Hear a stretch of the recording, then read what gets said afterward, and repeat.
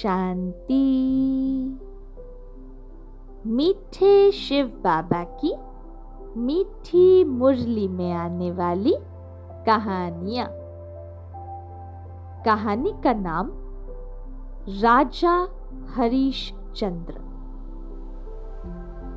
यह एक प्राचीन हिंदू राजा की कहानी है जो कि अपने वचन का आदर करने में पक्के थे।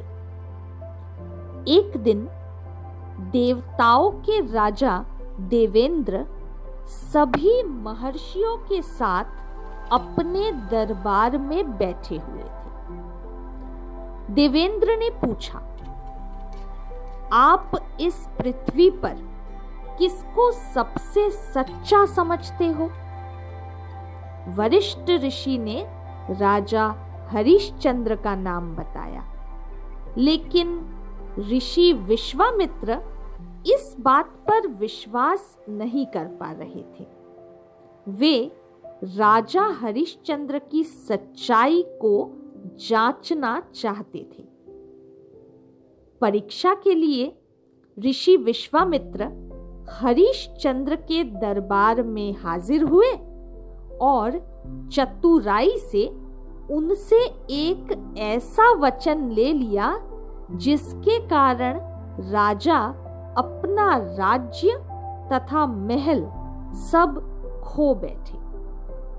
आखिर में जब राजा के पास कुछ भी नहीं बचा, तब विश्वामित्र ने बहुत समय पहले किए गए यज्ञ की दक्षिणा मांगी। उसे देने में असमर्थ होने के कारण वचनबद्ध राजा ने एक गुलाम की तरह शमशान भूमि में सेवा करना स्वीकार किया। राजा की पत्नी रानी चंद्रमती एक अमीर आदमी के घर घरेलू नौकरानी का काम करने वाली बनकर रह रही थी। उनके जवान लड़के की सांप काटने से मृत्यु हो गई थी। चंद्रमती मृत बालक को स्मशान लेकर गई, लेकिन सच्चे हरिश्चंद्र ने उसका दाह संस्कार नहीं किया, क्योंकि वह दाह संस्कार के लिए पैसे नहीं दे सकती थी। उसी क्षण विश्वामित्र उपस्थित हुए और हरिश्चंद्र की सच्चाई की प्रतिष्ठा को स्वीकार करते हुए उसके पुत्र को जीवित कर दिया और उसको उनका राज्य भी वापस कर दिया। विश्वामित्र ने राजा को आशीर्वाद दिया कि तुम संसार में सत्य हरिश्चंद्र के नाम से प्रसिद्ध होंगे।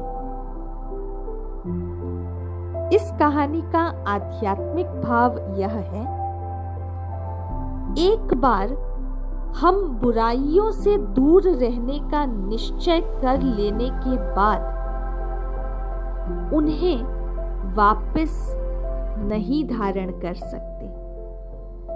कुछ लोग अपनी गलती का श्रेय बाहर की परिस्थितियों को, व्यक्तियों को देते हैं, लेकिन मीठे शिव बाबा इस कहानी से हमें शिक्षा देते हैं कि कोई भी परिस्थिति हो, कैसा भी व्यक्ति हो, कैसी भी परिस्थिति हो, लेकिन एक बार शिव बाबा को अपनी बुराई यानी काम, क्रोध, लोभ, मोह, अहंकार, आलस्य, अलबेलापन, ईर्ष्या, घृणा, इन संस्कारों को अगर हम शिव बाबा को दे देते हैं तो दोबारा वापस जीवन में उन्हें व्यवहार में लाने की गलती कभी नहीं करनी चाहिए।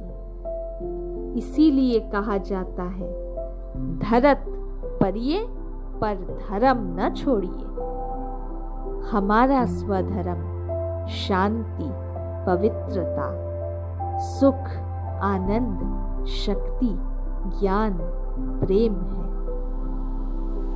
किसी भी परिस्थितिवश, किसी भी विकारवश हम अपने स्वधर्म को न खोएं। मीठे शिव बाबा हमें यही शिक्षा देते हैं। शुक्रिया शिव बाबा। अच्छा, ओम शांति।